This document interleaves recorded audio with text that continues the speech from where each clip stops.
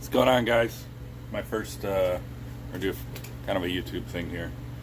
I pulled this motor out.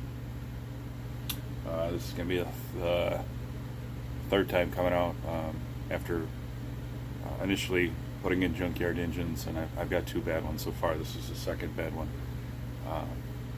that I've put in and now has to come out. So I figured I'd do a time lapse and see how far or how long it takes, and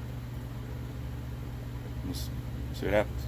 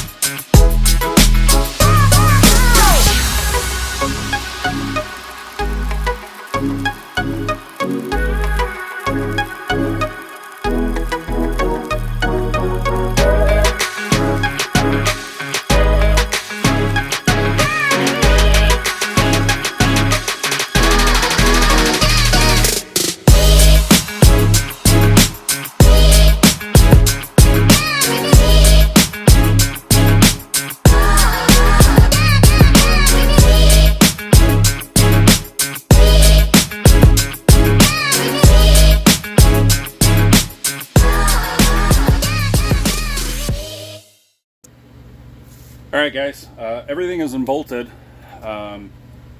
just draining the oil right now, and then I'll set the hoist up and we'll go from there.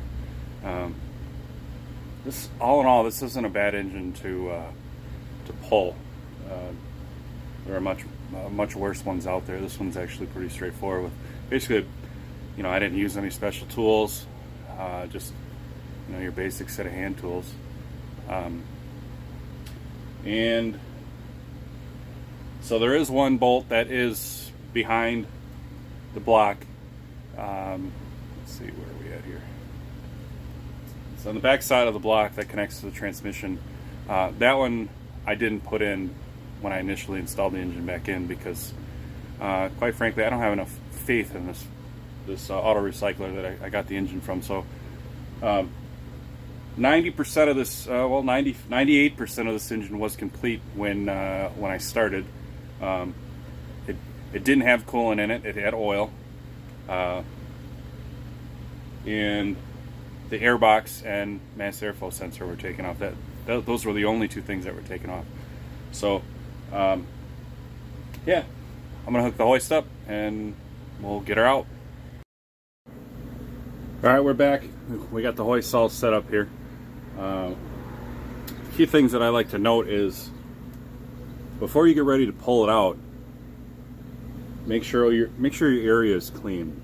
Try to have all of your tools, bolts, in a secure location. That way they don't fall. Do one last wiring check to make sure everything is disconnected from the engine, and then if anything, go nice and slow. All right, we're gonna put you on time lapse and go from there.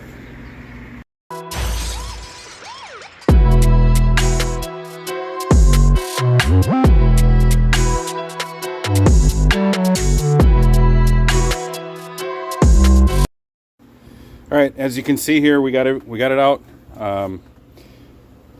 There was only one issue that gave me a little bit of grief, and that was, you could see that manifold bolt on the top here. Right here. Got caught on the cowl. It's all right. Sometimes you just gotta kind of finesse, wiggle, and use a pry bar, but don't get too crazy with stuff, because I've learned that when you force it, she breaks, and that can cause more damage than good. So we're gonna load this up in the truck and take it to the salvage yard, well, the recycler, whatever, and hopefully these douchebags give me a new one that's better and works. I asked for my money back initially. they didn't want to go that route. They just said, we'll get you another engine. So one thing I want to point out too that makes this thing easy to pull out, I don't even know if you can pull it out without removing your crank pulley bolt. If you don't do that, you won't get it past, because it is kind of a tight squeeze. But other than that, we'll see you in the next one. Maybe we'll record putting it in on a much slower pace. I like to take my time and you know, dot my I's and cross my T's to make sure there's no issues going back in. Oh, the back side of the engine there that I didn't put in. So that one is a bear to get to, but if you had a decent amount of extensions in a 1/2-inch drive, you can sneak it out right through the wheel well. So other than that, all right, see ya.